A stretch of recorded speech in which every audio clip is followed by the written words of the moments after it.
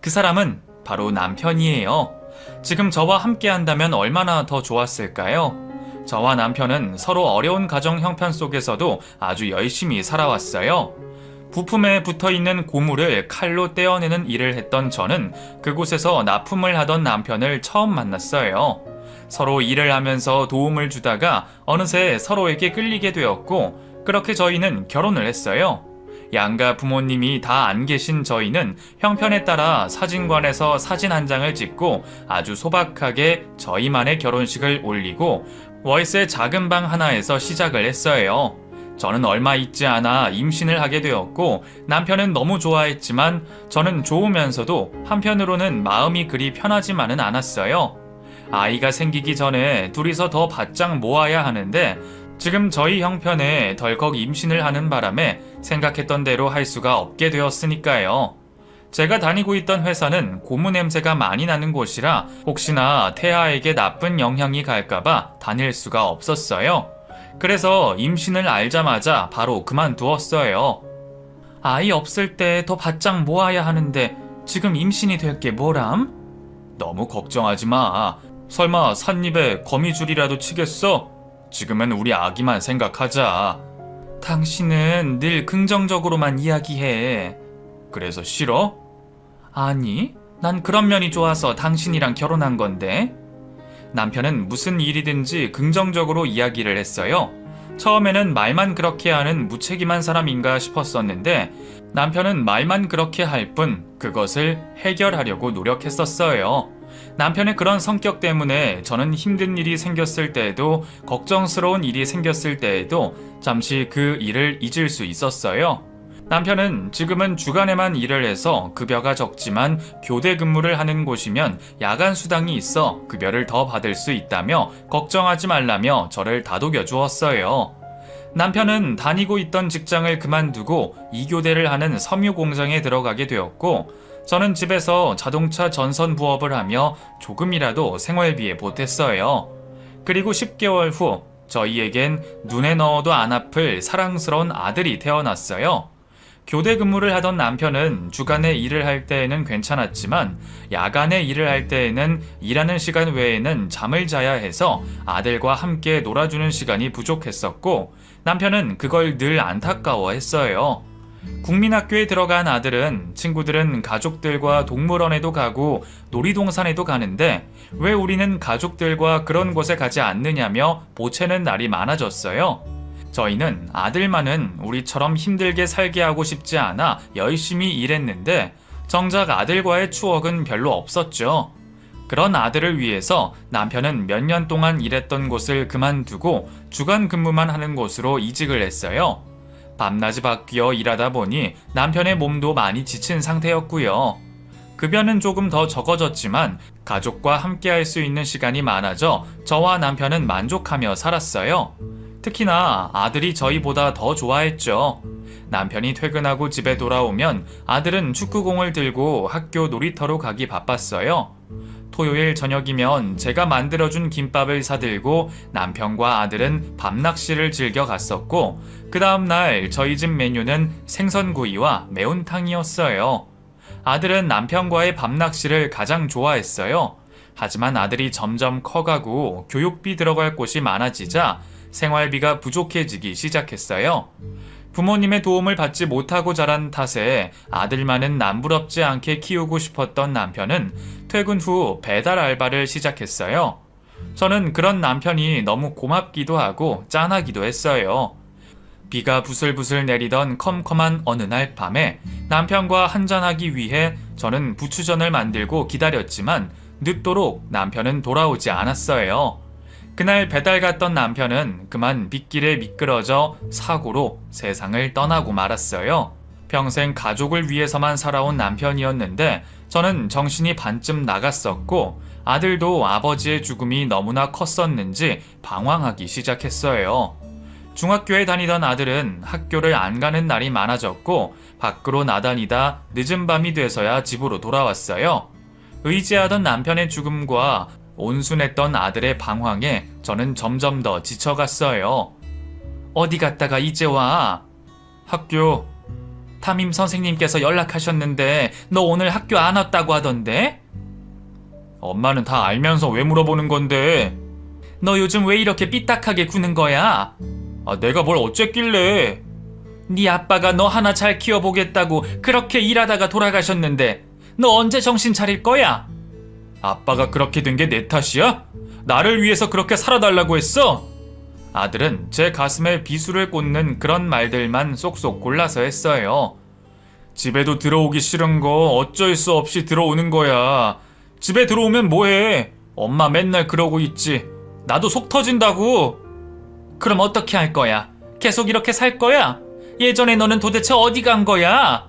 내가 예전으로 돌아가 주길 바라지 말고 엄마가 먼저 보여줘. 엄마도 아빠 돌아가시고 그렇게 살고 있는데 왜 나만 원래대로 돌아가서 살래? 아들은 방문을 쾅 닫고는 자기 방으로 들어가 버렸어요. 저는 망치로 머리를 한 대 맞은 기분이었어요.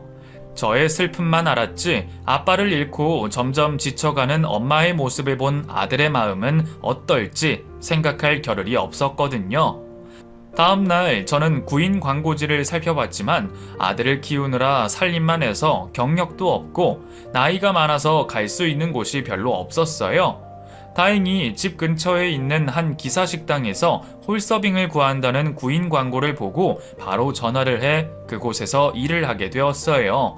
아들도 제가 열심히 하는 모습을 보고 느끼는 게 있었는지 다시 마음을 다잡고 학교에 다니기 시작했어요. 오랜만에 일을 하는 거라 매 순간이 긴장의 연속이었어요.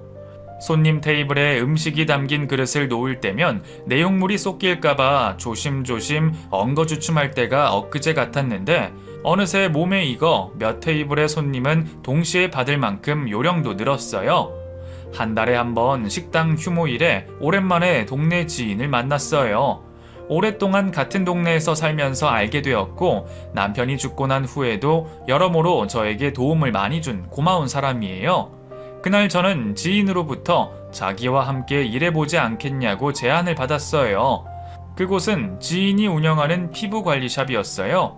말 나온 김에 자기 샵에 들려보자며 저를 데리고 갔어요. 샵은 저희 집에서 그리 멀리 떨어져 있지 않은 곳에 있었어요. 아파트 단지 상가 건물 중간에 위치한 샵은 남향이라 햇살이 많이 들어오고 조용하고 아늑했어요. 피부 관리할 때 쓰는 제품들의 냄새 때문인지 마음을 편안하게 하는 좋은 향기까지도 났죠. 지인은 따뜻한 차를 한 잔 내어오며 자기가 요즘 많이 바빠서 사소한 것까지 챙기기가 힘들다며 자기 옆에서 말하는 것만 이것저것 챙겨주기만 하면 된다고 크게 어려운 일은 없을 거라며 말했어요. 제가 지금 하고 있는 일보다는 더 깔끔하고 몸도 덜 상할 거라며 매출이 늘어나면 급여도 더 올려준다고 좋은 방향으로 생각해보라고 말했어요. 집에 돌아온 저는 아들과 의논을 나누었어요.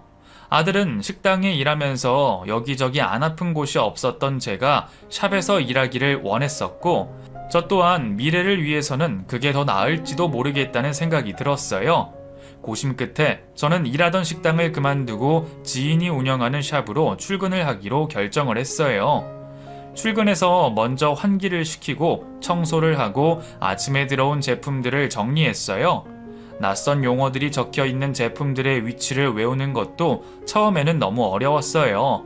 제품들을 눈에 하나하나 익혀갈 때쯤 샵의 제품들의 재고 파악도 하게 되고 이제는 샵에 필요한 것들을 주문하는 일도 하게 되었어요. 지인은 그런 저를 일당백이라며 제가 있어 너무 편하게 일을 한다며 계속해서 오랫동안 같이 일하자고 했어요. 지인이 운영하는 샵에서 피부를 관리하는 사람들이 너무나 많았어요. 아파트 상가 안에 위치해 있어서 아파트 주민들이 대다수였고 단골 손님들의 입소문 때문인지 멀리서 오는 손님들도 있었어요. 어떨 땐 손님이 너무 많아 돌아가는 사람들도 생겨나게 됐죠. 샵에서 정신없이 바쁘게 일하며 지내던 어느 날 지인이 저에게 말을 꺼냈어요. 영우 엄마, 그 자격증 따보는 건 어때? 자격증? 그래, 나도 점점 손님이 많아져서 언젠가는 사람을 하나 더 써야 할 텐데 영우 엄마가 나랑 손도 잘 맞고 같이 일하면 좋을 것 같아서 그리고 같이 일하다가 영우 엄마도 샵 하나 차려서 할 수도 있는 거고. 그걸 내가 할 수 있을까? 그럼 할 수 있지.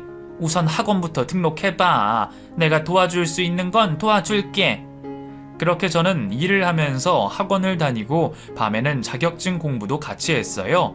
일과 공부를 병행하는 것이 체력적으로 많이 힘들고 고단했지만 미래를 위해서 버텼어요. 그런 저에게 아들은 함께 공부하면 덜 외롭다며 늘 함께 해주었어요. 그리고 드디어 저는 필기시험에 합격했고 실기시험을 준비했어요. 지인의 도움으로 일이 끝난 후 샵에서 열심히 연습한 결과 실기까지 합격해 그토록 기다리던 자격증을 받게 되었어요. 저는 뛸 듯이 기뻤어요. 특히나 저를 옆에서 늘 응원해주던 아들은 저보다 더 기뻐했죠. 저는 지인의 샵에서 이제는 손님들의 피부 관리도 하며 정말 열심히 배우고 또 열심히 일을 했어요. 언젠가는 제가 운영하는 샵을 차리기 위해서였어요. 그리고 저의 꿈은 그리 오래 걸리지 않았어요. 지인은 남편의 해외 발령으로 인해 온 가족이 모두 해외로 나가게 되었고 저에게 샵을 맡아보지 않겠냐고 했어요.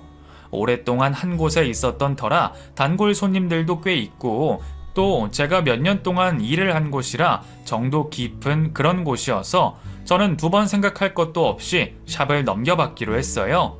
저의 형편을 누구보다 잘 아는 오랜 지인이었기에 돈 욕심 내지 않고 권리금을 많이 받지 않고 팔아 제가 그동안 일하며 모아두었던 돈과 아들이 그동안 직장 생활을 하며 모아두었던 돈으로 대출 없이 살 수 있었어요. 그렇게 저는 꿈에 그리던 제 샵을 가지게 되었어요. 아들과 저는 우선 샵 이름을 무엇으로 할지부터 정했어요. 막상 이름을 정하려니 쉽게 떠오르지 않았어요. 어떤 게 좋을까 며칠을 고민하다가 아들이 들어오는 사람들이 모두 다 행복해지라고 더 행복샵이 어떠냐고 물었어요. 저는 듣자마자 그 이름이 마음에 들었고 그렇게 저의 샵에 간판이 올라갔어요. 새로 오픈한 건 아니지만 그래도 오는 손님들에게 개업덕을 하나씩 돌리고 저는 제일 처음 이곳에서 일했던 마음으로 더 열심히 일하겠다고 다짐했어요. 그래서 그런지 오는 손님들도 더 많아졌고 연령대도 다양해졌어요. 저도 어느새 직원을 두는 사장님이 되었어요. 샵을 맡은 지 한 달쯤 됐을까 젊은 아가씨 손님 한 명이 찾아왔어요. 혹시 지금 가능할까요? 네, 가능해요. 어디 하시려고요? 시간이 없어서 얼굴만 할게요. 우리 샵에는 처음이시죠? 네. 그 친구 집이 이 근처라 시간이 조금 남아서요. 저쪽에서 옷 갈아입고 여기에 누우세요. 직원의 안내를 받은 아가씨는 옷을 갈아입고 베드에 누웠어요. 관리를 꾸준히 받았는지 피부가 좋으시네요. 제 피부가 조금 예민해서요. 잘 부탁드려요. 네, 걱정 마세요. 저는 아가씨의 얼굴에 화장을 깨끗이 지우고 오일로 마사지를 했어요. 얼굴을 손가락으로 둥글둥글 굴리고 어깨와 팔뚝도 부드럽게 안마해 주었어요. 그리고 마지막으로 얼굴에 팩을 해주며 마무리를 했어요. 다음에 또 와요. 그렇게 젊은 아가씨 손님은 떠났고 정말 제 말처럼 그 아가씨는 다음날 오픈하자마자 나타났어요. 검정 모자를 푹 눌러 쓰고 얼굴을 검정 스카프로 돌돌 감은 채 어서 오세요.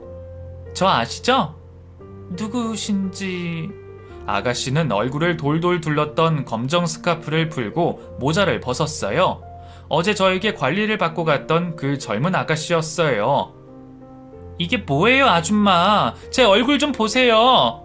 아가씨는 얼굴을 내밀며 퉁퉁거리며 고래고래 소리를 질렀어요. 아가씨의 얼굴과 목은 빨갛게 군데군데 올라와 있었어요. 아니, 이게 어떻게 된 거예요? 그걸 몰라서 묻는 거예요? 여기에서 피부 관리 받았다가 이렇게 된 거잖아요. 이제 이거 어쩔 거예요? 이렇게 해서 밖에 어떻게 다니냐고요? 샵에 있던 손님들이 웅성웅성 거리기 시작했어요. 지금 여기서 제가 몇 년을 하고 있지만 이런 적은 단 한 번도 없었는데 아가씨 너무 미안해요. 미안하다면 다예요?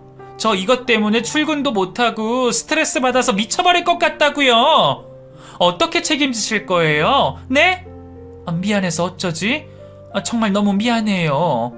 그때 제 옆에 같이 있던 단골 손님이 한마디 거들었어요. 아니 아가씨, 나 여기 몇 년째 다니고 있는데 여지껏 아무 일도 없었어. 아가씨 피부가 예민해서 그렇구만. 아 진짜 이 아줌마는 또 뭐라는 거야? 지금 불난 집에 부채질해요? 아니 나이도 젊은 아가씨가 성깔 있네? 누구는 성깔 없나? 이거 왜 이래? 남이야 성깔이 있든 말든 뭔 상관이야. 이제는 단골 손님과 아가씨와의 싸움으로 번지게 생겼어요. 저는 단골 손님을 말리며 우리 집에서 관리받고 이렇게 됐으니 책임을 지겠다고 말했어요. 어제 관리받았던 비용에 앞으로 병원 치료비, 정신적 보상까지 다 해주세요. 뭐라고요? 제 말 안 들리세요? 다시 말해줘요. 일부러 못 들은 척 하는 거야 뭐야? 비용이랑 병원 치료비까진 이해하겠는데 정신적 보상이라뇨? 이 얼굴로 어디 다니지도 못하고 감옥에 갇힌 죄인처럼 꼼짝없이 집에만 갇혀있게 생겼는데 당연한 거 아닌가요? 왜 이래요 자꾸 진짜. 어이없네. 이봐요. 우리 샵에서 관리를 받고 이렇게 됐다 하니 내 잘못이다 인정한다지만 젊은 아가씨가 해도 너무하네. 도저히 안 되겠네요. 나는 그래도 아줌마 생각해서 여기로 바로 온 건데 신고하겠어요. 이래서 이런 곳에서는 하는 게 아니었는데 내가 어제 뭐에 씌었는지. 아니 아가씨, 신고를 하다니? 그게 무슨 말이에요? 지금 사람 얼굴 이런 식으로 만들어 놓고 배짜라 이러고 나오니 신고할 수밖에요. 영업 정지를 먹어봐야 정신을 차리지. 아가씨, 좀 진정하고 내 말 좀 들어봐요. 됐고, 나 이제 다 필요 없으니까.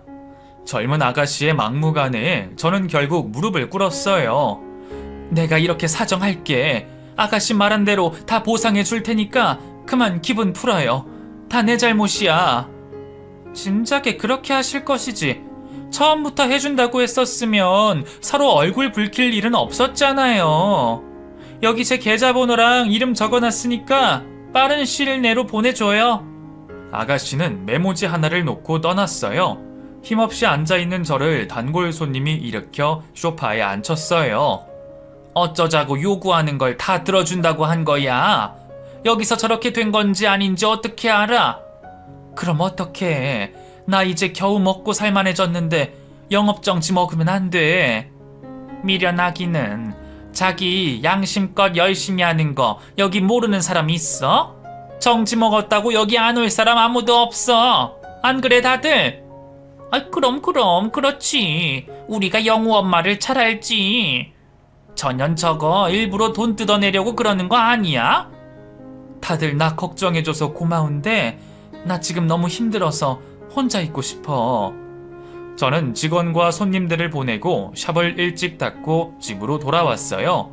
1년 365일 문 닫는 날도 일찍 닫는 날도 없었던 그런 저이기에 이른 시간에 집에 있는 저를 보고 아들은 샵에 무슨 일이 있냐고 물었어요. 이러쿵저러쿵 말할 기운도 그렇다고 그런 일이 있었다고 아들에게 말하기도 그래서 몸이 피곤해서 일찍 문을 닫았다고 둘러대고는 방에 들어가 자리에 누웠어요. 아들뻘처럼 보이는 그런 새파랗게 젊은 여자애에게 그런 수모를 당하다니 저는 누워있다가 너무 답답해서 자리에 앉았어요. 옆에 있던 찬물을 벌컥벌컥 마시고는 또다시 자리에 누웠다가 다시 또 앉았다가 너무 분하고 속에서 우라통이 터져버릴 것 같아서 가만히 있을 수가 없었어요. 몇 번을 그리하다 잠깐 잠이 든 건지 문을 두드리는 소리에 깼어요. 엄마, 몸은 좀 어때요? 아까보단 좀 나아졌어. 왜? 할 말 있어? 아니요. 엄마가 좋아하는 전복죽 사다 놨는데 조금이라도 드시라고요. 아들은 제가 아프다는 말에 죽을 사다가 식탁 위에 올려놓았어요. 죽을 먹으면서도 아들은 괜히 제 눈치를 보는 듯 했어요. 엄마 정말 괜찮아. 샵을 맡고 나서 지금까지 쉬지 않고 일만 해서 몸이 조금 지쳤나 봐. 지금껏 병 안 난 게 이상한 거죠. 오늘 푹 자고 나면 내일은 괜찮아질 거니까 엄마 걱정 안 해도 돼. 엄마, 그러지 말고 우리 이번 주말에 가까운 곳에 여행이라도 다녀올까요? 아빠 돌아가시고 10몇 년 동안 제대로 된 여행 못 가봤잖아요. 그럼 그럴까? 네, 그래요. 이번 기회에 엄마도 재충전도 좀 하시고 제가 일정이랑 숙소랑 이것저것 알아볼게요. 아들의 제안에 저는 그동안 너무 쉼없이 달려온 것도 있고 마음도 추스릴 겸 흔쾌히 받아들였어요. 여행 당일날 아침, 아들은 짐을 챙겨 차에 싣고 예약해 놓은 숙소로 출발했어요. 차창 너머로 보이는 하늘이 이렇게나 예뻤나 싶을 정도로 맑고 푸르렀어요. 몇십 년을 앞만 보고 달려왔더니 자연이 주는 아름다움을 잊고 살았던 거죠. 숙소로 가는 중에 휴게소에 잠깐 들러 오징어와 알감자를 사 먹었어요. 알감자가 어찌나 맛있던지 입안에 달콤함이 퍼졌어요. 휴게소에서 들려오는 트로트 메들리 소리는 저의 여행을 더 기분 좋게 해주었어요. 아들은 리어카에서 울려 퍼지는 테이프를 하나 사서